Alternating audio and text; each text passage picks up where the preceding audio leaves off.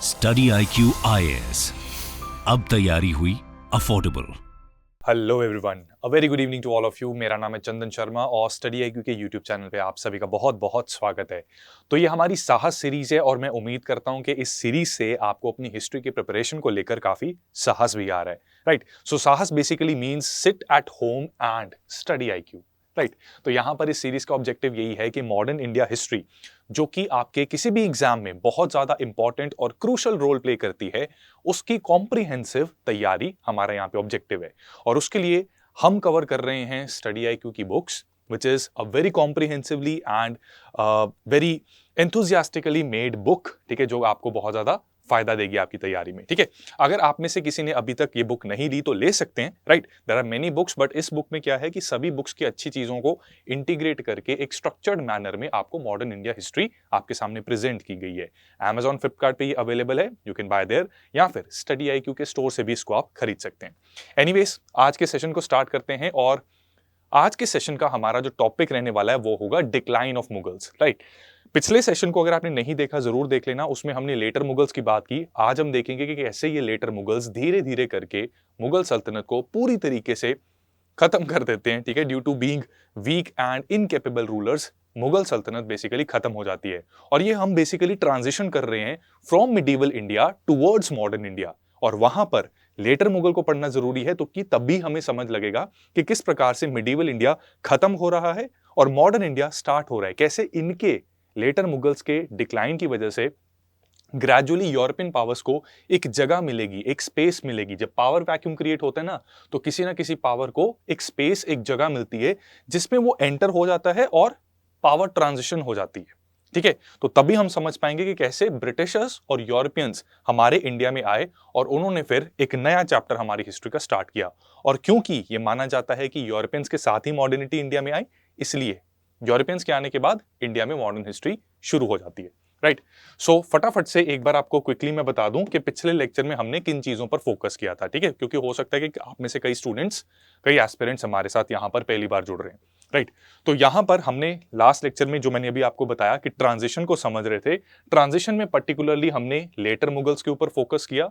इन letter Mughals को पढ़ते वक्त हमने इनकी क्रोनोलॉजी के ऊपर ध्यान दिया था, कोई मेजर डेवलपमेंट्स इनके दौरान हुई उस पर ध्यान दिया, कुछ टैक्स में चेंजेस, कोई new practices, emergence of certain nobles, right, murders कोई हुए थे उनके बारे में हमने फोकस किया था, इंपॉर्टेंट किंग्स और ऑफिस होल्डर्स, इन सारी चीजों को डिस्कस किया था।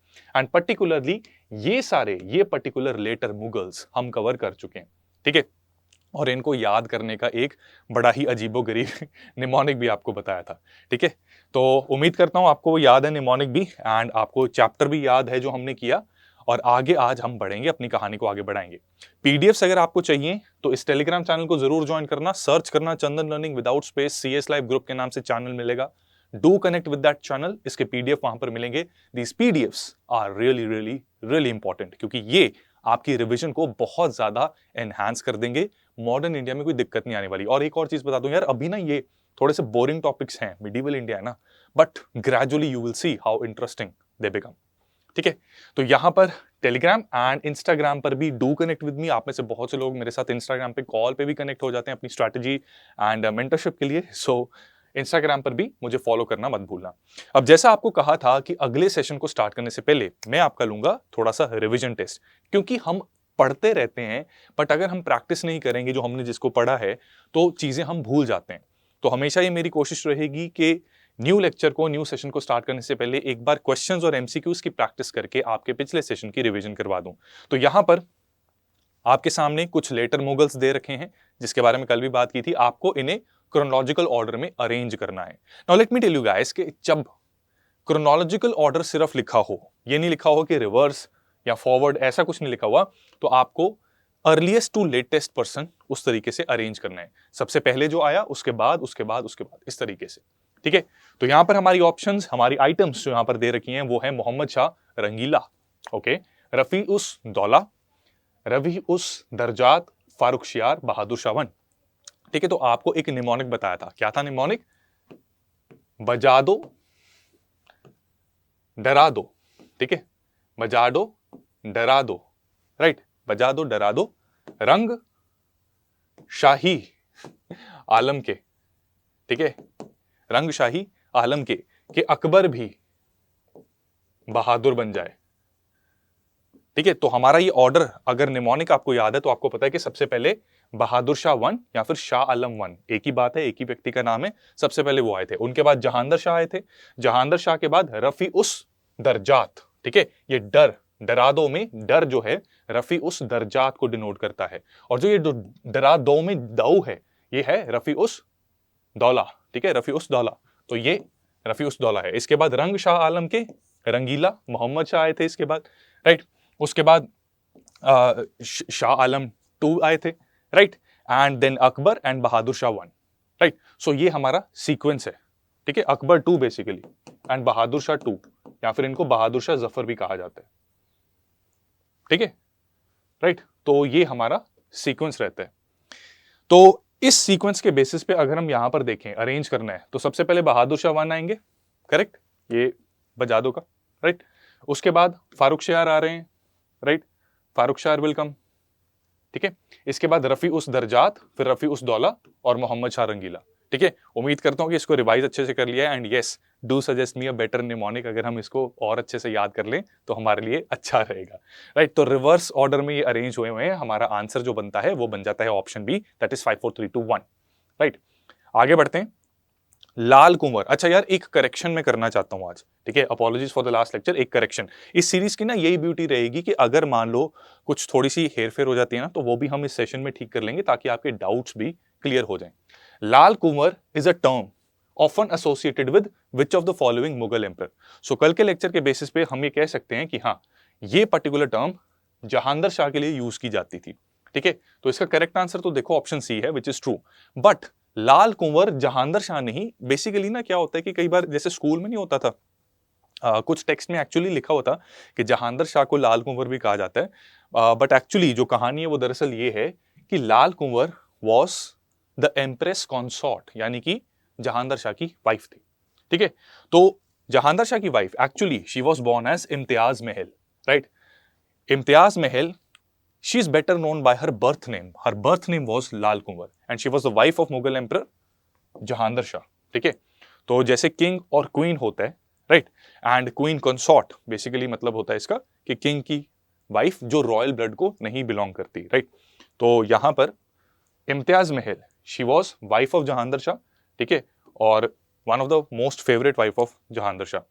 ठीक है, तो पहले क्योंकि ये यहाँ पे इनको एम्प्रेस कॉन्सॉर्ट भी कहा जाता है, तो actually she was not belonging to royal blood, she was basically a former dancing girl. ठीक है, नृत्य बालिका ये होती थी, एंड ग्रेजुअली जब इनके रिलेशंस बने रॉयल फैमिली के साथ, she started influencing a lot.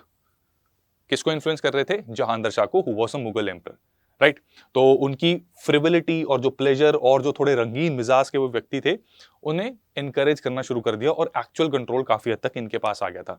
ठीक है, बट वही बात है कि हिस्ट्री में बहुत ज्यादा देखो करने को तो हम बहुत ज्यादा डेप्थ और डिटेल में जा सकते हैं। इम्तियाज महल, इनके बारे में भी पूरा हिस्ट्री अपने आप में एक चैप्टर बन सकता है, but for UPSC point of view and for competitive exams point of view, we don't need to go into too much depth in this matter. But हाँ, ये जरूर पता होना चाहिए कि लाल कुंवर किसके साथ एसोसिएटेड है और एक्चुअली कौन थे लाल कुंवर।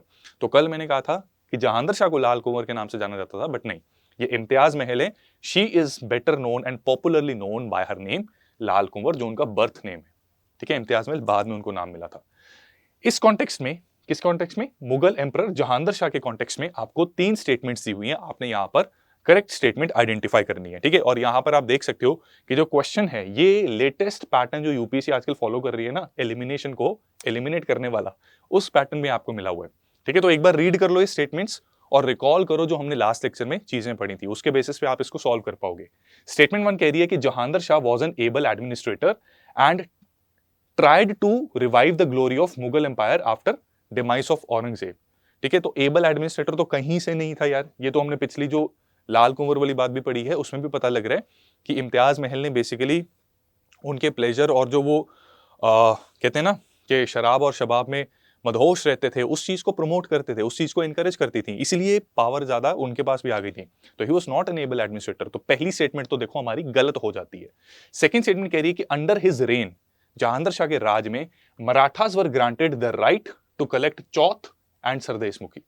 ठीक है, चौथ एंड सरदेशमुखी, इनको ये अधिकार मिल गया था। बिल्कुल सही। हालांकि इसमें इनके नोबल का, ठीक है, वो जो नोबल हमने देखा था ना कि कौन राइज करता है पावर पे, उसका भी नाम कमेंट सेक्शन में मुझे बताओ, लेट अस सी कि आपको कितना याद है। ठीक है, तो उन्होंने ये पॉलिसीज फॉलो की थी, लेकिन हाँ, राज किसका चल रहा था? जहांगीर शाह का ही चल रहा था। सिखों के प्रति इन्होंने सप्रेशन की पॉलिसी को ही फॉलो किया, right. And he was assassinated in a plot bye Syed brothers. Yes, ये भी ट्रू है। फारूक शियार ने सैयद ब्रदर्स, ठीक है, सैयद ब्रदर्स के साथ मिलकर उन्होंने एक प्लॉट रचा और उस प्लॉट में जहांगीर शाह को मार दिया गया और फारूक शियार मुगल राजा बन गए और सैयद ब्रदर्स बन गए किंग मेकर्स, क्योंकि एक के बाद एक लगातार 4 मुगल एम्परर्स, सैयद ब्रदर्स जिनको डिसाइड करते थे, वो मुगल एम्परर बन रहा था। ठीक है, तो सेकंड और थर्ड स्टेटमेंट ट्रू होने की वजह से हमारा आंसर ऑप्शन बी बन जाता है। अगले क्वेश्चन पे चलते हैं। In context of Mughal history in India, which of the following best describes the term ijara? ये इजरा क्या था? ये हमने पढ़ा था कि this is basically a mode of revenue farming, very similar to permanent settlement act जो अंग्रेजों द्वारा इंट्रोड्यूस किया जाएगा। आपकी एनसीईआरटी में भी दे रखा है।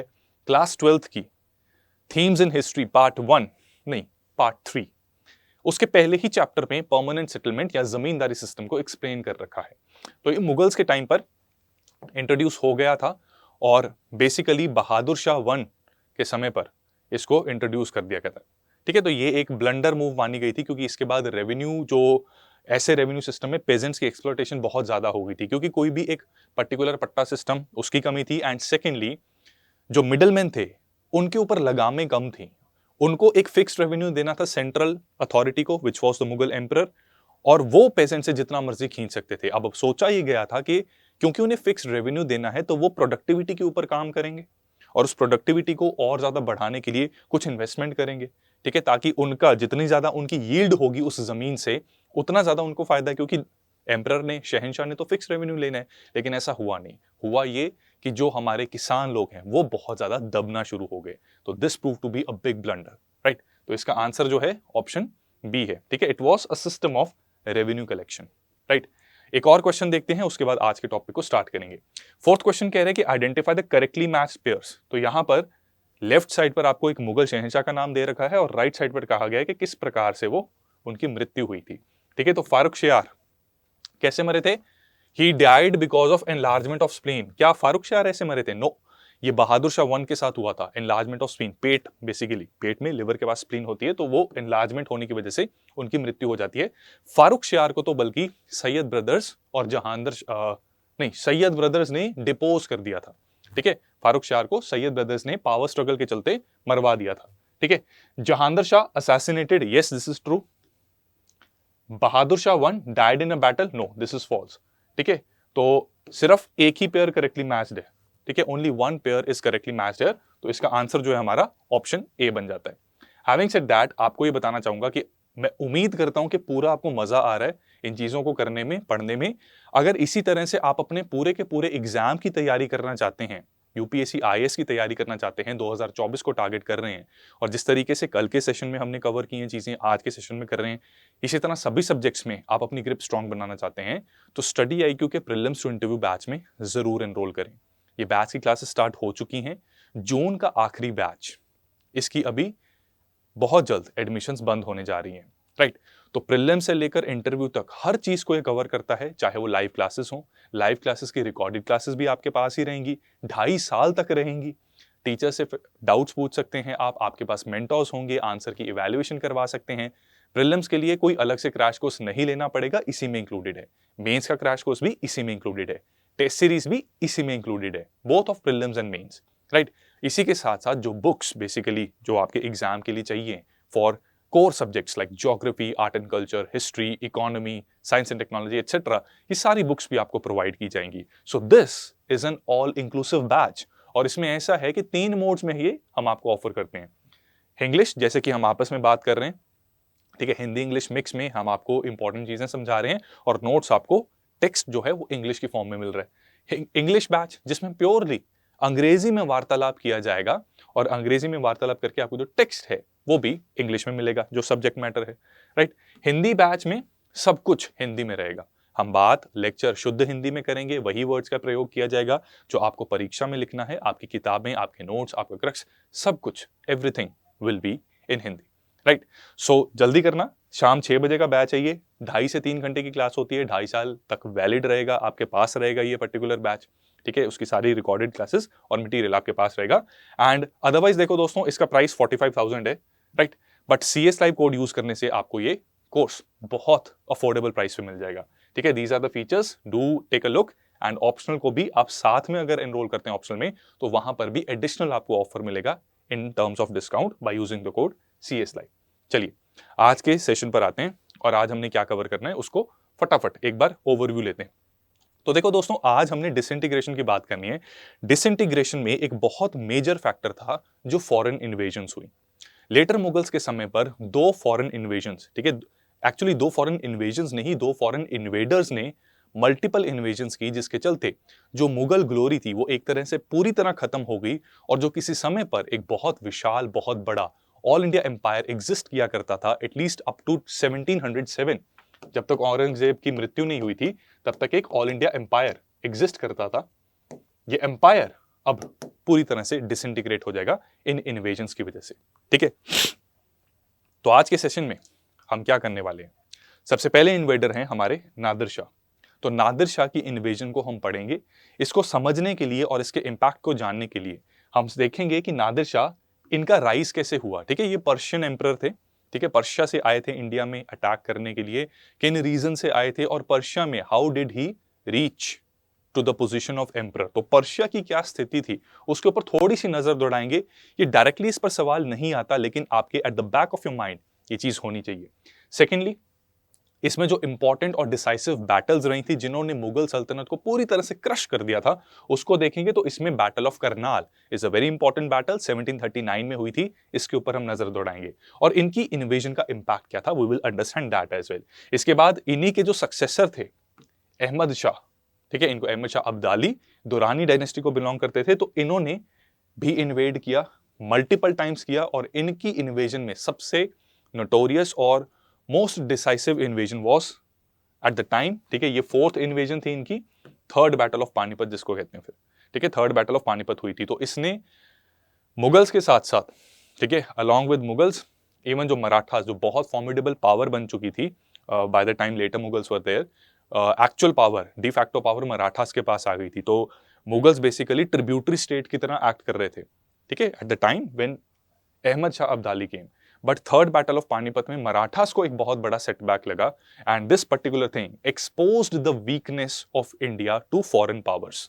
जो ट्रेडर्स थे उनको दिख गया कि भारत की स्थिति सही नहीं है, आपस में लड़ते रहते हैं, आपस में लड़ के ये कमजोर हो चुके हैं, एक पावर वैक्यूम है इधर, और हम अगर ये पॉलिटिकल पावर गेन कर लेते हैं तो इनको कमर्शियली हम और भी ज्यादा एक्सप्लॉइट कर पाएंगे, राइट। तो यहां पर British, French and many other European powers, they could see कि यहां पर एक वैक्यूम आ रहा है, तो हम इस मौके का फायदा उठा सकते हैं, मौके पर चौका मार सकते हैं, ठीक है। इसके बाद लेटर मुगल्स में जो रिमेनिंग मुगल्स हैं उनको बहुत ब्रीफली हमने डिस्कस करना है, क्योंकि भाई क्रोनोलॉजी और थोड़े बहुत इवेंट्स जो इनके समय पर हुए थे उनको कवर करना जरूरी है, बहुत डेप्थ में डिटेल में जाने का इतना फायदा नहीं है from exam point of view. And then we will understand some very important perspectives of very popular historians, ठीक है। तो historiography related with decline of Mughals को हम कवर करेंगे। ये पर्टिकुलर एस्पेक्ट जब हम कवर करेंगे तो ये आपके मेंस की आंसर राइटिंग को बहुत ज्यादा निखार सकता है। GS1 में हिस्ट्री के आप आंसर अगर लिखेंगे, ठीक है, तो काफी निखर के वो आंसर आएंगे। जब आप किसी हिस्टोरियन का नाम डाल दोगे तो ऑब्वियसली वैल्यूडेशन होगी। सो लेट अस बिगिन। तो कल हमने देख लिया था, ठीक है, कल का बैकड्रॉप आप होप आपको याद है, और अभी हमने एक तरीके से प्रीवियस ईयर क्वेश्चन नहीं, प्रीवियस लेक्चर के बेसिस पे जो क्वेश्चंस किए हैं उससे भी आपको काफी चीजें याद हो गई हैं। सैयद ब्रदर्स किंग मेकर्स की तरह आए, फारूक शायर, ठीक है, इनके साथ कॉन्स्पायर करके जहांगीर शाह को मरवाया 1713 में। फिर फारूक शायर के साथ भी इनकी पावर स्ट्रगल हुई, तो 1719 में फारूक शायर भी मारे गए। इसके बाद इन्होंने रफी उद दर्जात और रफी उस दौला, जिसको शाहजहां 2 भी कहा जाता है, इनको क्विक सक्सेशन में इंस्टॉल किया था। रफी उस दर्जात दारू पीने की वजह से इनका पेट खराब रहा और मारे गए, और रफी उस दौला इनको ट्यूबरकुलोसिस हो गया था। इसके बाद रंगीला को बिठा दिया। रंगीला रंगीन मिजाज का व्यक्ति था, इतना कैपेबल नहीं था, राइट। और सैयद ब्रदर्स इनकी एडमिनिस्ट्रेशन में काफी ज्यादा इंट्रूजन करते थे, तो कॉन्सिक्वेंटली मोहम्मद शाह ने 2 लोगों को, 2 व्यक्तियों को नोबल्स को सपोर्ट किया, ठीक है। वो कौन थे? निजामुल मुल्क और मोहम्मद आमीन खान। इनको सपोर्ट किया और उनकी मदद से सैयद ब्रदर्स को फाइनली हटा दिया, किल करवा दिया 1722 में, ठीक है। आप मुझे कमेंट सेक्शन में बताइए, लेट अस सी के किसको याद है सैयद ब्रदर्स के नाम क्या थे, ठीक है। पहले कौन मरा था, छोटा के बड़ा? छोटा पहले मरा था, और छोटा क्या था? मीर बख्शी। क्या नाम था छोटे का? हुसैन खान, ठीक है। लिखो ये कमेंट्स में लिखो, ठीक है। दोनों सैयद ब्रदर्स के नाम लिखिए और ये कौन सी पोजीशन इनके पास थी। एक मीर बख्शी था और एक वजीर था, ठीक है। तो जब ये सैयद ब्रदर्स मर गए तो वजीर की पावर पोजीशन खाली हो गई, तो निजामुल मुल्क वजीर बने, बट मोहम्मद शाह की तरफ से उनको इतना सपोर्ट नहीं मिला जिससे कि वो मुगल एम्पायर को रिवाइव कर सके। कॉन्सिक्वेंटली उन्होंने 1724 में अपनी पोजीशन को छोड़ दिया, दक्खन में गए, हैदराबाद में न्यू स्टेट एस्टैब्लिश कर ली, और ये एक एग्जाम्पल सेट हो गई बाकी प्रोविंसेस के लिए भी, जमींदारों के लिए, कि सेंट्रल अथॉरिटी का इतना भी कंट्रोल नहीं कि अपने वजीर को वो रोक सकें, वजीर को अपने पास रख सकें। उनका वजीर नाराज होके चला गया और हैदराबाद में एक नई सल्तनत स्टार्ट कर दी है, ठीक है। सो कॉन्सिक्वेंटली बहुत सारे independent kingdoms, rebellious kingdoms and autonomous kingdoms ये इमर्ज होना स्टार्ट हो जाते हैं, ठीक है। तो मुगल्स की प्रेस्टीज पूरी तरह खत्म। एक स्ट्रॉन्ग सेंट्रल अथॉरिटी जो किसी समय पर हुआ करती थी, अब वो पूरी तरह से प्रत्यक्ष रूप से नजर आ रहा है कि ये भी नहीं है। ये सारी चीजें मुगल एम्पायर के अंदर हो रही हैं। जब भी कहते हैं ना, दीवारों के भी कान होते हैं, इसलिए कहा जाता है कि अपने घर में कभी आपस में भी लड़ रहे हो ना, तो धीरे धीरे लड़ा करो ताकि पड़ोसी को ना पता लग जाए। लेकिन यहां पर कौन है पड़ोसी? Persian empire, right. तो पर्शियन एम्पायर में मौजूद नादिर शाह, उसको ये सिचुएशन नजर आ रही है, उसे दिख रहा है कि मेरे बगल में एक सोने की चिड़िया है जिसका वजीर खफा होके चला गया है, कहां? दक्खन में। तो और बाकियों ने अपनी अपनी सल्तनत बना दी है। क्लियरली नजर आ रहा था, my passage is clear to invade, right. So Nadir Shah decide करेगा कि इस सिचुएशन का फायदा लेकर let us plunder India, let us plunder the wealth of India.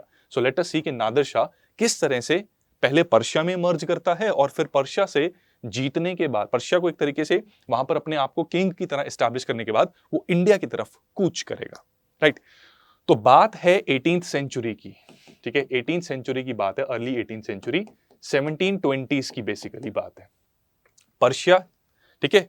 यहां पर पर्शिया में सफाविद डायनेस्टी, सफाविद, ठीक है, सफाविद डायनेस्टी का राज चल रहा था। सफाविद डायनेस्टी को एस्टैब्लिश किया था शाह इस्माइल ने, right. Shah Ismail establish Safavid dynasty. बहुत सारे उनके सक्सेसेस थे, डिटेल में नहीं जाएंगे, नहीं तो हम पर्शियन हिस्ट्री पढ़नी शुरू कर देंगे, ईरान की हिस्ट्री पढ़नी शुरू कर देंगे। हमने सिर्फ इसको अपने कॉन्टेक्स्ट और अपनी अंडरस्टैंडिंग के लिए समझना है, ठीक है। वैसे भी ये कहानी बता रहा हूं ना, इसको कोशिश करना आप the back of your mind रहे, ठीक है। कल जब मैं क्वेश्चंस प्रैक्टिस कराऊंगा ना, उससे आपको पता लग जाएगा कि कौन सी चीज आपके फ्रंट ऑफ द माइंड में रहनी चाहिए जो एग्जाम में पूछी जा सकती है, ठीक है। तो सफाविद डायनेस्टी, इस्माइल शाह, उन्होंने एस्टैब्लिश की, कई सारे सक्सेसेस हुए। 1720s में पहले इनके एक सक्सेसर आए, कौन आया? सुल्तान हुसैन, और उसके बाद फिर शाह तमस्प। अब ये दोनों सक्सेसर्स के टाइम पर क्या हुआ कि पर्शिया में ना स्थिति काफी खराब हो गई। शाह हुसैन और शाह तमस्प सेकंड, ठीक है, शाह तमस्प सेकंड के समय पर स्थिति काफी खराब हो गई। 1722 के बाद शाह तमस्प 2 इन्होंने राज किया था और उससे पहले सुल्तान हुसैन थे, राइट। यहां पर क्या हुआ कि this is basically a diagram, ये रिप्रेजेंटेशन पर्पस के लिए मैंने आपके सामने रखा है। ये पर्शियन एम्पायर है, ठीक है। पर्शियन एम्पायर में क्या हो रहा है कि ईस्ट की तरफ, पर्शियन एम्पायर के ईस्ट की तरफ गलजाई ट्राइब मौजूद है, तो ये कंधार को कैप्चर कर लेते हैं, ठीक है। यहां की भी सेंट्रल अथॉरिटी वीक है, तो गलजाई ट्राइब कंधार को कैप्चर कर लेता है। इसके बाद इनके श्रीवान के एरिया में, ठीक है, श्रीवान एरिया लगभग यहां पर है, अराउंड हेयर, तेहरान के थोड़ा सा ईस्ट में ये मौजूद है। श्रीवान आज भी ईरान का ही एक सिटी है, तेहरान की ईस्टर्न साइड पे लाई करता है, तो अराउंड यहां पर ये मौजूद है। तो यहां पर क्या होता है कि रिलीजियस परसिक्यूशन होनी स्टार्ट हो जाती है बाय शिया मुस्लिम्स, ठीक है। कट्टरपंथ शिया मुस्लिम्स सुन्नी मुस्लिम्स की रिलीजियस परसिक्यूशन करनी शुरू कर देते हैं, जिसकी वजह से यहां शिवान में भी एक विद्रोह उत्पन्न होना शुरू हो जाता है। कमेंट्स में मुझे बताइए, आपके लिए एक क्वेश्चन, एक क्विज का क्वेश्चन, औरंगजेब वाज ही अ शिया मुस्लिम और सुन्नी मुस्लिम? ये P2I में करवाता हूं मैं, तो आप बताइए कमेंट्स में, और जिन्होंने मेरे साथ किया हुआ है उनको ये पक्का आना चाहिए, ठीक है। They should be very confident while answering this question, ठीक है। तो कंधार में प्रॉब्लम, शिवान में प्रॉब्लम, इसी के साथ साथ गलजाई ट्राइब जब कंधार को कैप्चर करने के बाद थोड़ा सा स्ट्रांग होता है तो यहाँ के सरदार महमूद ये पर्शिया की कैपिटल पे अटैक करते हैं। ठीक है, उस समय इनकी कैपिटल थी इस्फहान। ठीक है, तो ये कूच करते हैं, इस्फहान पे अटैक करते हैं। इतनी ज्यादा स्ट्रांग डिफेंस नहीं दे पाता पर्शिया एंड कॉन्सिक्वेंटली अलग अलग रीजन्स ऑफ पर्शिया ये गलजाई ट्राइब्स कैप्चर कर लेते हैं। तो पर्शिया एक तरीके से कमजोर बन जाता है और इनके राजा को, इनके एम्परर को रिफ्यूज लेनी पड़ती है। ठीक है, दर दर भटकना पड़ता है। इसी के साथ साथ जब यहां पे पर्शिया में प्रॉब्लम चल रही है तो इनके नॉर्दर्न नेबर, ठीक है, इनके नॉर्दर्न नेबर जो हैं रशिया, उनको ये सिचुएशन दिख रही है। तो रशिया क्या करता है, पीटर द ग्रेट इनके इस वक्त क्या है, इनके राजा हैं। ठीक है, सार, राइट। तो पीटर द ग्रेट ये अपनी इन्वेजन शुरू करते हैं 1722 में। बहुत सारे नॉर्दर्न प्रोविंसेस जो पर्शिया के होते हैं कैस्पियन सी के इर्द गिर्द, इनको कैप्चर करना शुरू कर देते हैं, including the important town of Baku. ठीक है, ये आपकी वैसे इंफॉर्मेशन के लिए बताया, राइट। तो रशिया ने भी कैप्चर कर लिया। वेस्ट में ऑटोमन टर्क है। ऑटोमन टर्क ने कहा कि सभी इसका स्लाइस ले रहे हैं, इतनी सुंदर पेस्ट्री का स्लाइस लिया जा रहा है, मैं क्यों पीछे रहूं। ऑटोमन टर्क्स ये डिसाइड करते हैं कि चलो जी हम वेस्टर्न पार्ट को इसको इन्वेड करते हैं। तो अगले ही साल 1722 के बाद अगले ही साल ऑटोमन टर्क्स ने भी वॉर डिक्लेयर कर दी और पर्शिया को कैप्चर करना स्टार्ट कर दिया। ठीक है, 1724 में क्या होता है कि रशिया और ऑटोमन टर्क्स से कहते हैं कि यार वॉर में ना हमारा भी बड़ा नुकसान हो रहा है, हमारे भी रिसोर्सेज ड्रेन हो रहे हैं, तो एक काम करते हैं आपस में ना ट्रीटी, एक संधि साइन करते हैं। ठीक है, ऑटोमन टर्क्स ने कहा चलो आ जाओ हमारी कैपिटल कॉन्स्टेंटिनोपल में आ जाओ, वहां पे बैठ के चर्चा करते हैं क्या करना है। तो उधर फैसला किया गया कि ज्यादातर नॉर्दर्न स्टेट्स, ठीक है, रशिया के साथ टच हो रही है, तो नॉर्दर्न पोर्शन ये रशिया ले जाता है और जो वेस्टर्न पार्ट है ये टर्की को दे दिया जाए। ठीक है, तो इन्होंने आपस में जो इनकी कॉन्कर्ड टेरिटरीज थी उसको डिवाइड कर दिया। अब अगेन दोस्तों यहां पर मैं आपको आगाह करना चाहूंगा कि इस पूरे एपिसोड को सुनना कहानी की तरह ये जरूरी है। बहुत ज्यादा डिटेल में जाओगे दोस्तों आप यूपीएससी की तैयारी नहीं कर रहे, क्योंकि हम फिर क्या पर्शियन हिस्ट्री को पढ़ना शुरू हो जाएंगे। ठीक है, ये सिर्फ आपको ब्रीफली बताया है ताकि नादिर शाह के बारे में आप थोड़ा सा समझ सकें। अब इस पूरी सिचुएशन में नादिर शाह ये मिलिट्री बैकग्राउंड को बिलोंग करते हैं और इनको बेसिकली नजर आ रहा है कि क्या ये चीजें चल रही हैं। एंड कहते हैं ना कि जब टफ सर्कमस्टांसेस होते हैं तो वहां वही सर्कमस्टांसेस एक्चुअली लीडर को बनाते नहीं, उसको रिवील करते हैं। ठीक है, कहते हैं कि लीडरशिप क्वालिटीज इंसान लेके पैदा होता है और डिफिकल्ट सर्कमस्टांसेस उसकी उस क्वालिटी को एक मौका देते हैं कि वो सबके सामने आ सके। तो यहां पर नादिर शाह साम दाम दंड भेद करके अपनी पोजीशन को थोड़ा स्ट्रांग करते हैं। एक डिसेंटली स्ट्रांग पोजीशन होने के बाद अब वो डिसाइड करते हैं कि मैं पर्शिया का सुल्तान बनूंगा। ठीक है, और उसके लिए अब जो दूसरी पावर्स यहां पे पर्शिया को कॉन्कर करके बैठी हैं उनको हटाना इनका अब मुख्य उद्देश्य है। ठीक है, तो अगेन इमेज के साथ एसोसिएट करके, क्योंकि हमारे ब्रेन की लॉन्ग टर्म मेमोरी में चीजें बैठ जाती हैं, तो अगेन हम टेक्नोलॉजी का इस्तेमाल करेंगे। ये एआई जनरेटेड इमेज है ऑफ नादिर शाह। ठीक है, he might have looked like this although we are not sure. चलिए, अब इसमें क्या है कि 1729 में हेरात को, ठीक है, जो अब्दाली ट्राइब्स बेसिकली हेरात में मौजूद होते हैं, तो अब्दाली ट्राइब से हरात, ठीक है, ये भी आज की डेट के अफगानिस्तान के पास है, अफगानिस्तान में है एक्चुअली, तो उसको कॉन्कर कर लेते हैं। इसके बाद गलजाइस को, इनको भी एक्सपेल कर देते हैं from Isfahan which was the capital of Persia and other parts of Persia, that is central and southern Persia. ठीक है, वेस्टर्न और नॉर्दर्न में रशिया, टर्की, ये लोग मौजूद हैं। इसके बाद टर्की के खिलाफ ये जंग छेड़ते हैं। जंग में टर्की ऑटोमन टर्क्स को सेटबैक लगते हैं और एक फैसला किया जाता है कि जितनी टेरिटरी आपने कॉन्कर की है इज्जत के साथ वापस कर दो। ठीक है, और आपको बख्श दिया जाएगा। राइट, तो ये चीज होती है। 1735 में रशिया के साथ एक संधि की जाती है जिससे उसको भी कन्विंस किया जाता है, परसुएड किया जाता है कि आपने भी जो टेरिटरी दी है वो भी वापस कर दिया जाए। कॉन्सिक्वेंटली 1736 में, ठीक है, अब जो आपको बताए थे कि अप टू 1722 सुल्तान हुसैन का राज था, उसके बाद शाह तमस्प आए 1722 से लेकर 1732 तक। 1732 के बाद अब्बास द थर्ड ये पर्शिया के नॉमिनल हेड थे, पावर इनके पास कुछ नहीं थी, बट क्योंकि सफाविद डायनेस्टी ये चल रही थी पर्शिया में, तो ये उसके नॉमिनल हेड थे। राइट, तो जब नादिर शाह सभी फॉरेन पावर से पर्शिया को एक्वायर कर लेता है, रीगेन कर लेता है, तो 1736 में ये कहते हैं कि अब्बास जी आपका काम खत्म, अब से राजा हम हैं। ठीक है, so he proclaims himself the emperor and deposes Abbas III कि अब आपका कोई काम नहीं है। ठीक है, let go of the empire. Right, तो 1736 में अब पर्शिया में इनकी पोजीशन बहुत ज्यादा स्ट्रांग हो गई। अब पर्शिया में पोजीशन स्ट्रांग हुई, इन्होंने कहा कि एक बहुत खराब स्थिति में मौजूद पर्शिया को मैंने रीगेन कर लिया है। और पावर्स जिनके साथ लड़े वो भी छोटी मोटी पावर्स नहीं थी, ऑटोमन टर्क्स है एक तरफ, दूसरी तरफ रशिया था। इन्होंने कहा कि क्यों ना मैं अपनी टेरिटरी को एक्सपैंड करूं। टेरिटरी एक्सपैंड करने के लिए इन्होंने कहा ईस्ट की तरफ देखते हैं। ईस्ट में इन्हें पता था कि मुगल एम्पायर का क्या हाल हो रखा है, मुगल एम्पायर में गड़बड़ है, ठीक है, not everything is right in Mughal empire. So consequently इनके टेरिटोरियल एम्बिशंस की वजह से, ठीक है, जो सेंट्रल अथॉरिटी डिक्लाइन पर चल रही है मुगल एम्पायर में, उसकी नॉलेज इनको थी, उस अवेयरनेस के चलते ये अट्रैक्ट हो रहे थे उस तरफ। और उसी के साथ साथ इन्हें पता था कि भारत सोने की चिड़िया है, भारत के पास बेशुमार दौलत है, और अगर मैंने प्लंडर कर दिया तो मेरी हो जाएगी बल्ले बल्ले, ठीक है। So consequently he decides to enter the Indian territory, invade Indian territory. Indian territory में 1738 में ये प्रवेश कर लेते हैं। 1738 के लेटर हाफ में, अराउंड दिसंबर के पास, ये पहुंच जाते हैं लाहौर तक, और लाहौर में बिना किसी रेजिस्टेंस के, बिना किसी खास रेजिस्टेंस के, ये लाहौर को कैप्चर कर लेते हैं। फॉल ऑफ लाहौर की खबर जब मुगल एम्पायर तक पहुंचती है, मुगल एम्परर के पास पहुंचती है, कौन है, रंगीला, रंगीला रे, ठीक है, ये कुछ पता नहीं, याई रे वो भी गाना था। चलो एनीवेज, लेट्स फोकस यार, डिस्ट्रैक्ट नहीं होना। चलो अब यहां पे देखो, मुगल एम्परर के पास जब ये खबर पहुंची, पता लगा कि नॉर्थ वेस्ट फ्रंटियर में, ठीक है, ये फ्रंटियर स्टेट्स ही होते थे ना, लाहौर साइड जो भी इन्वेडर आता था वहीं से आता था, ये लोग खुद भी, इनके बाप दादा वहीं से आए थे, राइट। तो यहां पर ये डिसाइड करते हैं कि let's prepare to confront this invader, right. अब एक तरफ मुगलों की 2 लाख की सेना तैयार होती है, जिसमें हाथी घोड़े, हाथी घुड़सवार, ट्रूप्स जिसको इन्फेंट्री कहते हैं, कैवलरी घुड़सवार होता है, ठीक है, तोपें भी इन्होंने पूरी यूज की, आर्टिलरी भी इनकी थी, राइट। तो कन्फ्रंट करने के लिए इन्होंने पूरी प्रिपरेशंस की, लेकिन इसमें प्रॉब्लम ये हुई कि क्योंकि इंटरनली इतना कमजोर हो चुका है मुगल एम्पायर कि यहां पर भी वो नोबल्स जिनको अपने ट्रूप्स मोबिलाइज करके शहंशाह का साथ देना चाहिए था, आपसी मतभेद के चलते वो प्रॉपरली यूनाइट नहीं हो पा रहे, ठीक है, they could not unite properly. और आपको बताया था कि मुगल सल्तनत की इतनी, मुगल एम्पायर की इतनी ज्यादा दुर्दशा हो गई थी कि यहां पर एक समय पर प्राइमोजेनिचर को ना फॉलो करने की वजह से शहजादे आपस में लड़ते थे, लेकिन अब नोबल्स भी आपस में लड़ना शुरू हो गए हैं, और वो नोबल्स अब यहां पर एडिक्वेट सपोर्ट नहीं दे पा रहे, ठीक है। तो ये प्रॉब्लम है जिसकी वजह से ये कमजोर है।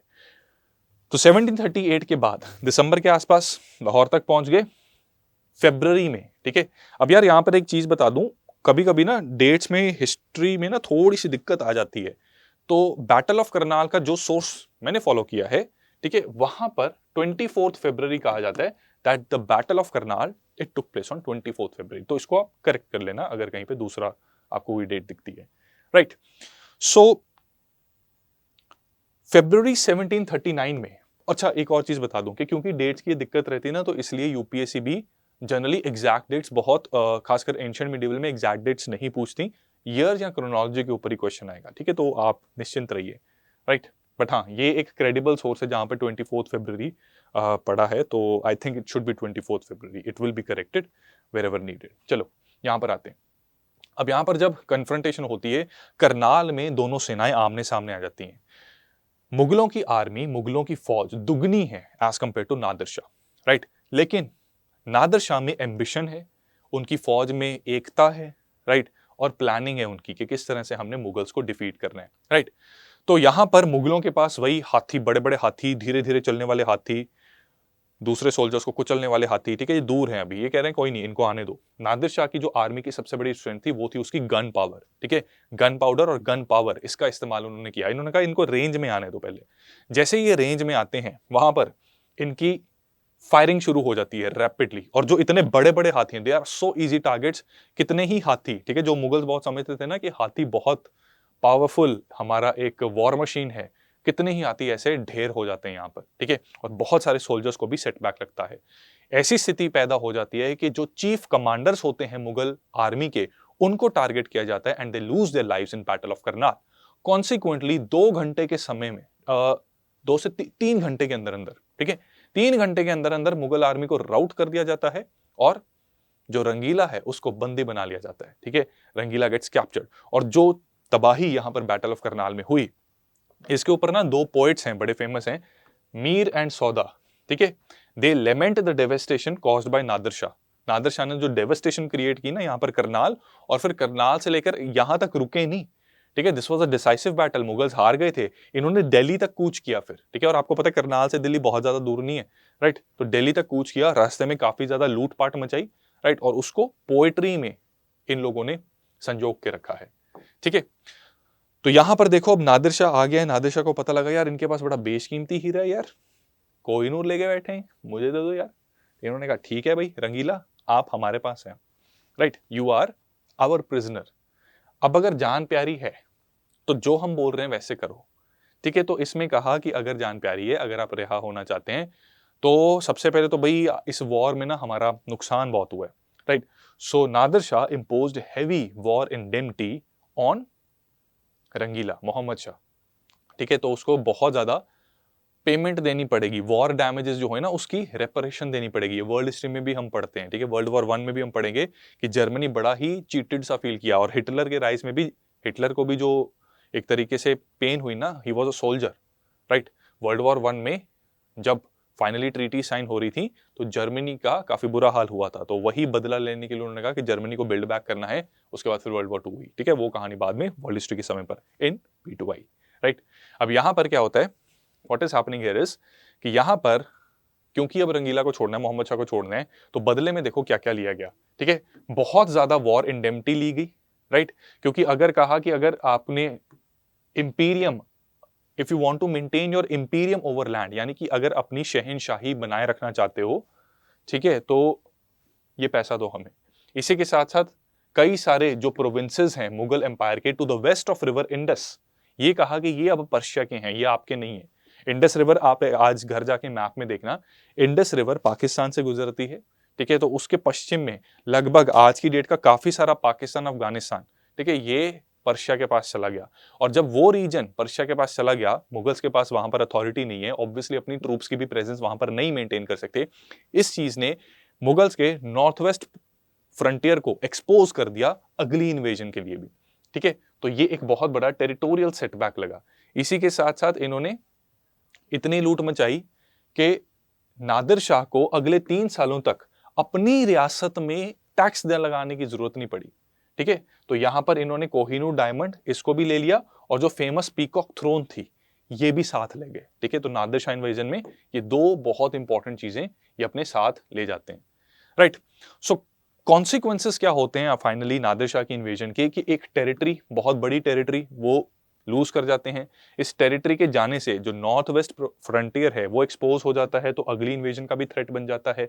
रॉयल ट्रेजरी की इतना सारा नुकसान हो जाता है, कोहिनूर चला गया, पीकॉक थ्रोन चली गई, इतने बड़े वॉर डैमेजेस लगा दिए, right.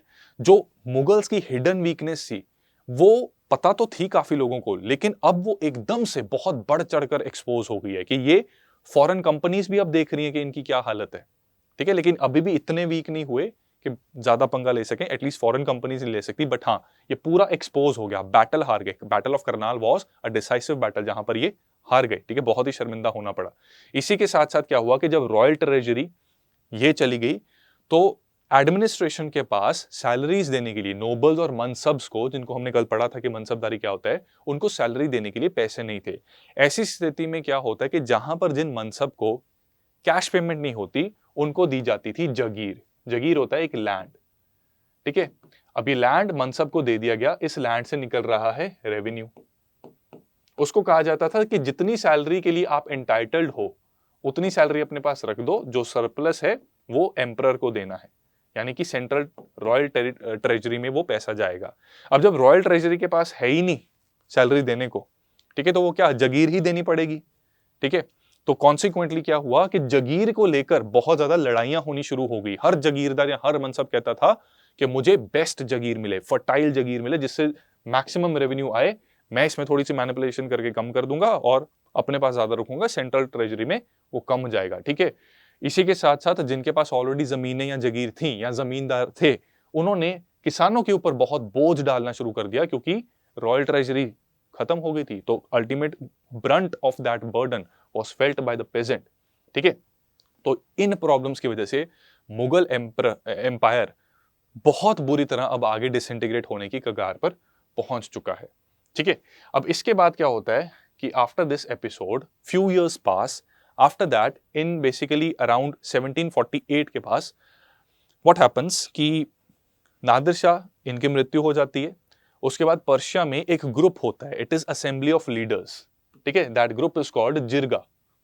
This assembly of leaders also known as jirga, ठीक है, ये टर्म है और आपको पता है एग्जाम में टर्म्स के ऊपर सवाल आ जाता है कि jirga often seen in medieval India या in context of medieval history, what is the term jirga, तो ये जानना जरूरी है।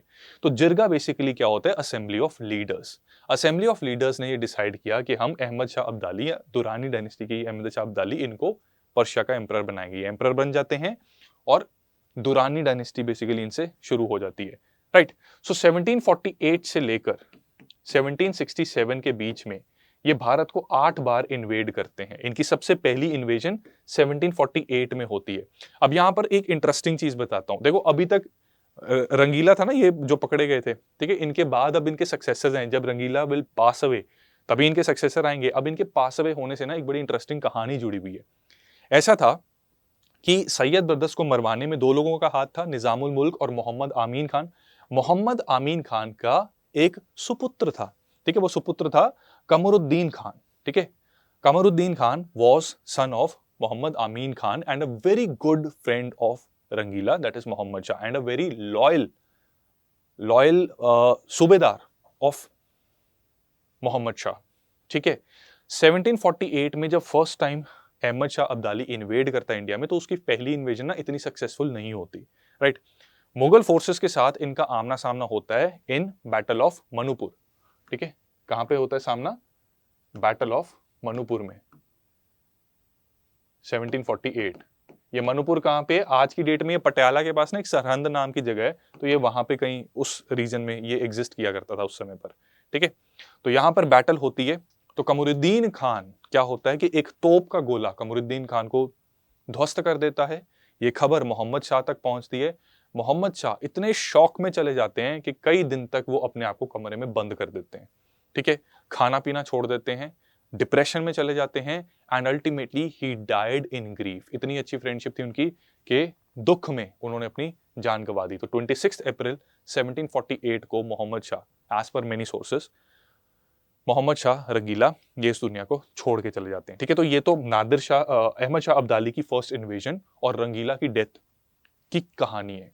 अब आगे क्या होता है कि 1748 से लेकर 1767 में इतनी इन्वेजन की कि जब फोर्थ इन्वेजन करने आएंगे इन द ईयर 1761, राइट, तो वहां पर इनकी इन्वेजन को रेजिस्ट करने के लिए, क्योंकि पता था कि इस बार इनकी इन्वेजन बहुत ज्यादा डेवास्टेटिंग हो सकती है, तो मराठास, जैसे कि हमने पानीपत मूवी में भी देखा था, ऑल्दो वो मूवी इतनी अच्छे से बनी नहीं यार, पर चलो थोड़ा सा हमने उस मूवी की रेफरेंस ले सकते हैं, अर्जुन कपूर वाली मूवी, ठीक है, कृति सनन वाली मूवी, राइट। तो उस समय पर क्या है, मराठा से try to forge an alliance to resist this invasion, but ultimately what happened कि ये एक डिसाइसिव इन्वेजन बन जाती है। इसमें मराठास को लगता है सेटबैक, हालांकि वो अपना राजपाट तो नहीं खोते, ठीक है, they still continue to exist as regional power, but yes बहुत बड़ा लॉस ऑफ टेरिटरी होता है, बहुत बड़ा लॉस ऑफ ट्रेजरी होता है, एंड मराठास वो काफी वीक हो जाते हैं। इसी वजह से 1761 में ये होता है, इसी वजह से 1775 ऑनवर्ड्स एंग्लो मराठा वॉर्स भी स्टार्ट हो जाती हैं। अंग्रेज ये भी देख रहे हैं कि हार गए थे ये वॉर, ठीक है, ये बैटल ऑफ पानीपत ये हार गए थे, इनकी हालत कमजोर हो रही है, और सही समय देखकर, और बीच में 1764 में अंग्रेजों ने भी बैटल ऑफ बक्सर करके अपनी पोजीशन स्ट्रांग की, और उसके बाद यहां पर इनके साथ लड़ाई की, क्योंकि मराठा उस समय पर बहुत फॉर्मिडेबल पावर थे, अंग्रेज सोच भी नहीं सकते थे उनसे पंगा लेने का, so they waited for the right time, for the right opportunity to attack, ठीक है। तो अहमद शाह अब्दाली की इन्वेजन का ये आउटकम था कि थर्ड बैटल ऑफ पानीपत हुई। आपकी इन्फॉर्मेशन के लिए बता दूं दोस्तों कि वैसे तो यार ये मिडीवल हिस्ट्री में हम डिटेल में पढ़ते हैं, जब मराठास कवर करते हैं ना तो बहुत डिटेल में हम बैटल ऑफ पानीपत को कवर करते हैं कि क्या फैक्टर्स थे, इतनी सारी बैटल्स पानीपत में ही क्यों हुई, ये भी हम कवर करते हैं मिडीवल इंडिया में, राइट। और इसके ऊपर मेंस का क्वेश्चन भी आ रखा है, इसको भी हम प्रैक्टिस करते हैं, राइट। सो क्योंकि ये मॉडर्न इंडिया है इसलिए हम बहुत ज्यादा डिटेल में नहीं जाएंगे, but yes in prelims to interview batch we do cover this in very much depth and detail, and Marathas are comprehensively covered there, right. अब यहां पर आपकी इंफॉर्मेशन के लिए जस्ट बता रहा हूं कि जब ये बैटल ऑफ पानीपत हुई थी तो मराठास की कोलिशन ने अहमद शाह की कोलिशन के साथ लड़ाई की। तो अहमद शाह की पार्टी में कौन थे, रोहिल्ला अफगान, ठीक है, इनमें इनके सरदार नाजिबुद्दौला दोआब के सरदार और शुजाउद्दौला ये अवध, इन्होंने इनका साथ दिया था, ठीक है, एंड यहाँ पर अहमद शाह जीत गए थे, राइट। अब इनके बाद जब रंगीला की डेथ हो जाती है, ठीक है, मोहम्मद शाह रंगीला की डेथ हो जाती है इन 1748, उनके बेटे अहमद शाह बहादुर, अब इसमें ना कई लोग कंफ्यूज कर देते हैं कि Ahmad Shah he took over the Mughal empire. No, ऐसा नहीं है। वो अहमद शाह अब्दाली है, दुरानी डायनेस्टी को बिलोंग करता है, ये तिमुरिद हैं, ठीक है, मुगल्स को तिमुरिद भी कहा जाता है, तो ये तिमुरिद डायनेस्टी को बिलोंग करते हैं। तो इनका पूरा नाम है अहमद शाह बहादुर। इन्होंने अपने पिता को सक्सीड किया कब? 1748 में, जब उनका देहांत हो गया। एडमिनिस्ट्रेटिवली कमजोर थे, इतने ज्यादा स्ट्रांग नहीं थे, सो कॉन्सिक्वेंटली एक नोबल उसके लिए जगह बन गई। यार ये ना हमेशा होता है, जब भी राजा, ठीक है, या आज की डेट में अगर डेमोक्रेसी की बात करें, अगर प्राइम मिनिस्टर या प्राइम मिनिस्टर का ऑफिस कमजोर हो ना, तो नोबल्स, आज की डेट में कौन है, ब्यूरोक्रेट्स, ठीक है, वो स्ट्रांग हो जाते हैं। तो ये जो 90s का दौर था ना, जब कोलिशन गवर्नमेंट्स बनती थी, 3-3 महीने की सरकारें गिर रही हैं, फिर बन रही हैं, फिर गिर रही हैं, वो समय आईएएस अफसरों की मौज थी उस समय पर, क्योंकि असली पावर उनके पास थी। Because the politicians, the political authority, that was not permanent, but the IAS power, that was, right? So उस समय पर, उस समय के जो IAS ऑफिसर हैं, they wielded enormous powers, right? और बहुत एक कठिन दौर से अच्छे IAS ऑफिसर्स ने हमारे इंडिया को उस कठिन दौर से बाहर निकालने की भी कोशिश की, ठीक है। तो यहाँ पर भी वही है, अभी सेंट्रल अथॉरिटी कमजोर होकर बैठी है, और कॉन्सिक्वेंटली एक नोबल इमादुल मुल्क, ठीक है, ये पानीपत, वो जो मूवी थी ना, मनीष बहल जिसमें बनाए थे छत्रपति, राइट, और अर्जुन कपूर भी थे, तो इमादुल मुल्क उसमें भी दिखाया हुआ है। इमादुल मुल्क एक वजीर यहां पर पावर में आ जाता है, ठीक है। ये क्या करता है कि क्योंकि इसको अब अथॉरिटी चाहिए, पावर चाहिए, so what he does, he blinds Ahmad Shah along with his mother, right. 1754 में इनको प्रिजन में भेज देता है, और आगे जाकर लगभग 20-21 साल बाद इनका देहांत हो जाता है। 1754 में इनको हटा के, डिपोज करके, किसको बना देते हैं फिर एम्परर आलमगीर टू, ठीक है। तो ये अंकल आलमगीर टू हैं, ठीक है। जहांगीर शाह के एक और बेटे हैं आलमगीर टू, राइट। अहमद शाह के बाद फिर आलमगीर टू ये सक्सीड करते हैं, he is made the Mughal emperor, right. But D facto power अभी भी इमादुल मुल्क के बीच में है। अब ऑब्वियसली जब डी फैक्टो पावर एक नोबल के पास है और शहंशाह कोई और है, तो आपस में दोनों का पावर स्ट्रगल होगा। इस पावर स्ट्रगल के चलते इमादुल मुल्क इनका मर्डर कर देता है इन 1759, राइट। और ये बात मराठास तक भी पहुंचती है, और इस समय पर मराठास एक्चुअली इमादुल मुल्क ये उसको सपोर्ट कर रहे होते हैं, ठीक है। और जो मुगल्स हैं वो ट्रिब्यूटरी स्टेट बन जाता है मराठास का, कि अब उनको, ठीक है, ये जो चौथ और सरदेशमुखी की टैक्स है ना, तो चौथ देते थे ये, ठीक है। तो ट्रिब्यूटरी स्टेट यहाँ पे मुगल्स मराठा के बन गए हैं, तो इतना ज्यादा बुरा हाल इनका हो चुका है, ठीक है। तो जब ये खबर पहुंचती है तो Marathas they are not happy with Imadul Mulk's action, तो इमादुल मुल्क फटाफट से अपना बंदा बिठाने की कोशिश करता है गद्दी पर। तो शाहजहां 3, ठीक है, आलमगीर 2 की असैसिनेशन के बाद शाहजहां 3 इसको फटाफट से एस्टैब्लिश कर दिया जाता है एज मुगल एम्परर। लेकिन बहुत थोड़ी देर के लिए बैठते हैं गद्दी पर, मराठास इमीडिएटली कहते हैं कि no, Shah Jahan 3 will not sit, ठीक है। उसके बाद कॉन्सिक्वेंटली शाह आलम 2, ठीक है, जिनको अली गौहर के नाम से भी जाना जाता है, शाह आलम 2 या अली गौहर एक ही व्यक्ति हैं, ये सक्सीड कर जाते हैं। तो 1759, राइट, देखो 1754 में कौन गया, अहमद शाह बहादुर जेल चले गए, आलमगीर 2 1754 में आ गए, 1759 में आलमगीर 2 का मर्डर कर दिया जाता है, 1759 में ही शाहजहां 3 ये शहंशाह बन जाते हैं, इनको मराठास हटवा देते हैं, शाह आलम 2 1759 में आ जाते हैं, ठीक है। तो ये क्रोनोलॉजी चल रही है पूरी, राइट। तो he was one of the son of Alamgir 2, right, and Shah Alam 2 ने 1759 में ये गद्दी संभालते हैं। इनमें थोड़ी सी एबिलिटी होती है, शाह आलम 2 में एक्चुअली करेज और एबिलिटी होती है। इस बात का प्रमाण हमें यहां से भी मिलता है कि बैटल ऑफ बक्सर, उसमें इन्होंने एक चेष्टा की कि जो अंग्रेज हैं ज्यादा उछल रहे हैं, इनको एक फॉर्मिडेबल रेजिस्टेंस दी जाए, इनको भारत से खदेड़ा जाए। ये पूरी कहानी बहुत जल्द स्टार्ट होने वाली है एडवेंट ऑफ यूरोपियंस में, लेकिन अभी थोड़ा सा ब्रीफ में इसको देखते हैं, ठीक है। तो बैटल ऑफ बक्सर के समय पर शाह आलम 2 ही थे, ठीक है, जिन्होंने युद्ध किया था। तो यहां से पता लगता है कि इनमें करेज तो था, लेकिन इनके इस करेज से बहुत ज्यादा फायदा नहीं हुआ, क्योंकि मुगल शासन इस समय पर वो पूरी तरह से अपना डिटीरियोरेट हो चुका है, ठीक है। और शाह आलम टू के ही समय पर कुछ इंपॉर्टेंट इवेंट्स हुए इंडिया में, जिसने की यूरोपियन पावर्स को एक झलक देनी शुरू कर दी कि इंडिया की पॉलिटिकल सिचुएशन काफी कमजोर है and they can fill that vacuum. ठीक है। तो battle of Panipat Shah Alam two के समय पर हुई, बैटल ऑफ बक्सर भी शाह आलम टू के समय पर हुई। ठीक है। इसके बाद 1788 में एक गुलाम कादर नाम का एक व्यक्ति होता है, ये शाह आलम टू को उनकी आंखों को बेसिकली अटैक करता है and he is blinded, right. And यहां पर शाह आलम टू बेसिकली क्या होते हैं कि बहुत ज्यादा अब अपना शासन नहीं चला पाएंगे। ठीक है। तो पेंशनर बन जाते हैं ये। ठीक है। ही becomes a pensioner and British क्या करते हैं, बैटल ऑफ बक्सर में हराने के बाद ये चाहते तो शाह आलम टू को हटा सकते थे, लेकिन उस समय पर जब हम एडवेंट ऑफ यूरोपियंस करेंगे तब बैटल ऑफ बक्सर के कॉन्सिक्वेंसेस जब मैं आपको कराऊंगा, उसमें से एक कॉन्सिक्वेंस ये है कि शाह आलम टू पेंशनर बन जाता है पर हटता नहीं है। इसका रीजन ये है कि अगर ये शाह आलम टू को हटा दें तो लंदन इंग्लैंड में गूंज उठेगी कि एक प्राइवेट कंपनी दूसरे देश में जाके उनकी सरकार को हटाती है और खुद पावर में आ जाती है। ठीक है। और दूसरा क्या, दूसरी जो रीजनल पावर्स हैं वो आगाह हो सकती हैं और अंग्रेजों के खिलाफ एक स्ट्रॉन्ग अलायंस बना सकती हैं। So that is the reason कि यहां पर ब्रिटिश मुगल एम्परर्स की आड़ में अपना शासन चलाते रहते हैं। ठीक है। हैविंग सेड दैट, ये पूरे के पूरे एपिसोड में क्या होता है कि मुगल एम्पायर डिक्लाइन हो चुका है, डिसइंटीग्रेट हो चुका है। बैटल ऑफ बक्सर के बाद प्रैक्टिकल पावर अंग्रेजों के पास आ चुकी है और उनकी आड़ में ये अपना राज चलाते जा रहे हैं। शाह आलम टू के बाद 1806 तक बेसिकली इनका राज चला था। 1806 में अकबर टू को राजा बना दिया जाता है। इनके शासन से जुड़ी हुई बस सब पिन पॉइंटेड बातें याद करेंगे क्योंकि ये इतने इंपॉर्टेंट है ही नहीं कि इनको डिटेल में पढ़ा जाए। ठीक है। Unlike Akbar one the great, right. So यहां पर सबसे पहली चीज, जो राजा राम मोहन रॉय हैं, जिनको हम सोशल रिलीजियस रिफॉर्म मूवमेंट में करेंगे, उनको राजा का टाइटल इन्होंने दिया। उनको राजा का टाइटल देकर इन्होंने इंग्लैंड में एज एम्बेसडर ऑफ मुगल्स इनको वहां पर भेजा। इसी के साथ साथ इनके ही शासन में ईस्ट इंडिया कंपनी बहुत ज्यादा पंख निकल आए ईस्ट इंडिया कंपनी के।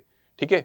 इसमें इन्होंने क्या किया, ईस्ट इंडिया कंपनी ने, उन्होंने खुद को सब्जेक्ट ऑफ मुगल एम्परर कहना बंद कर दिया कि हम आपके सब्जेक्ट्स नहीं है। ये कहना बंद करने के साथ साथ जो coins east India company Mughal शासन या मुगल एम्परर के नाम पर इशू करती थी वो भी इन्होंने बंद कर दिया। अकबर टू ने हिंदू मुस्लिम यूनिटी को प्रमोट करने के लिए फूलों वालों की सैर, ये एक फेस्टिवल, इसको शुरू किया था। एंड जब इनकी मृत्यु हुई 13th सेंचुरी में, तो नहीं 13th सेंचुरी में नहीं हुई, इनकी जब मृत्यु हुई तो 13th सेंचुरी के एक सूफी सेंट हैं कुतुबुद्दीन बख्तियार काकी, राइट। इन्हीं के नाम पर कुतुब मीनार का नाम बेसिकली होता है। तो मिडिवल इंडिया में जब हम कुतुबुद्दीन ऐबक को कवर करते हैं तो इनको भी कवर किया जाता है वहां पे। ठीक है। तो इनकी कब्र के साथ ही इनकी कब्र है मेहरौली में मौजूद है, गुड़गांव और दिल्ली के पास ये पड़ जाता है। ठीक है। इनके बाद आए बहादुर शाह टू, यानी बहादुर शाह जफर, राइट। 62 ईयर्स की एज में he became Mughal emperor. Practically he was merely a pensioner, कोई पावर नहीं थी, कोई अथॉरिटी नहीं थी, सब कुछ ईस्ट इंडिया कंपनी कर रही थी। लेकिन हाँ, मुगल्स की, क्योंकि कन्वेंशनली वो एक सेंट्रल अथॉरिटी या सेंट्रल फिगर रहे थे, इसलिए जब हम आगे 1857 रिवोल्ट को पढ़ेंगे तब 1857 के क्रांतिकारियों ने बहादुर शाह जफर को अपना लीडर चुना। इसके क्या कारण थे वो हम 1857 के समय पर पढ़ेंगे। ठीक है। क्योंकि पूरे एपिसोड में बहादुर शाह जफर को एज एम्परर चूज किया गया था, सो कॉन्सिक्वेंटली अंग्रेजों ने इनके ऊपर मुकदमा चलाया। 27 जनवरी 1858 में रेड फोर्ट में इनके ऊपर मुकदमा शुरू हुआ। इनको गिल्टी पाया गया, इनके ऊपर चार्जेस लगे बगावत के, गद्दारी के और मर्डर के।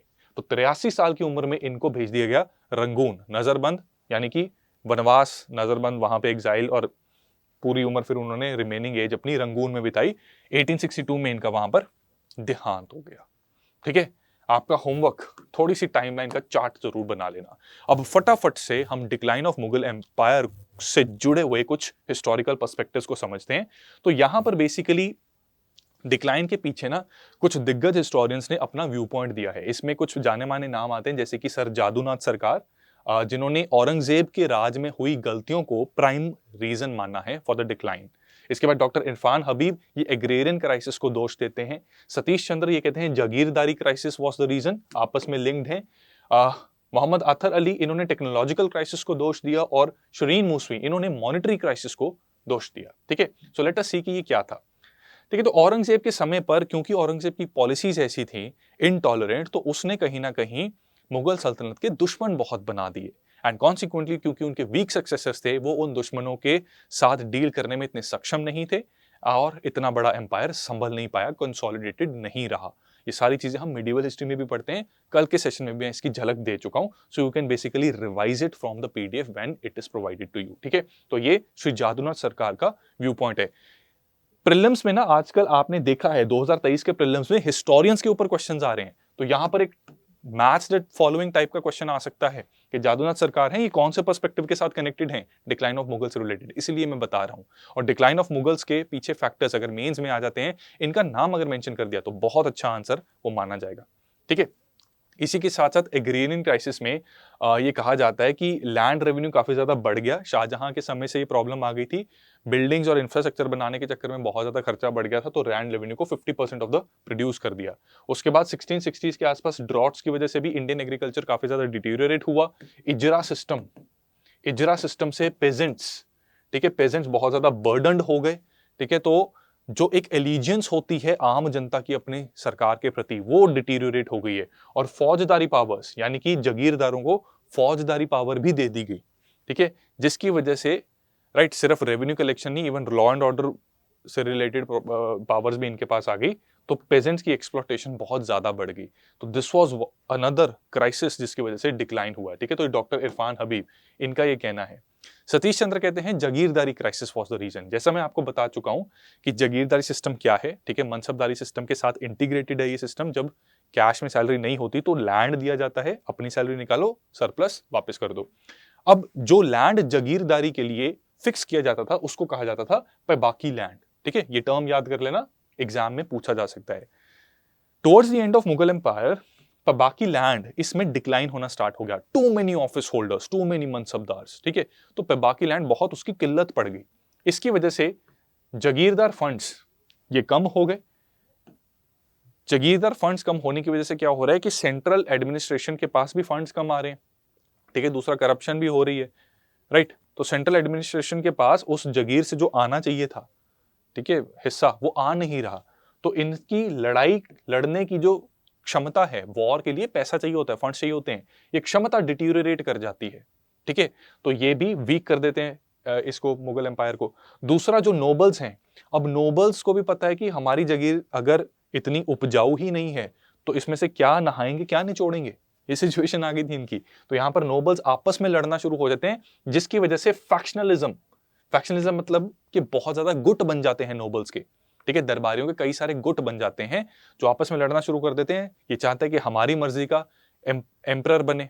ठीक है, इसलिए हम देखते हैं कि लेटर मुगल्स के समय पर नोबल्स में आपस में कंपटीशन है और वीक एम्परर को बिठा के पावरफुल नोबल अल्टीमेट अथॉरिटी लेके बैठा है। राइट, तो इसने भी कहीं ना कहीं मुगल्स को डिक्लाइन करने में कंट्रीब्यूट किया है। ठीक है, बहुत अगली राइवलरी, फर्टाइल जागीरदारी के चक्कर में ये सारा नुकसान हुआ।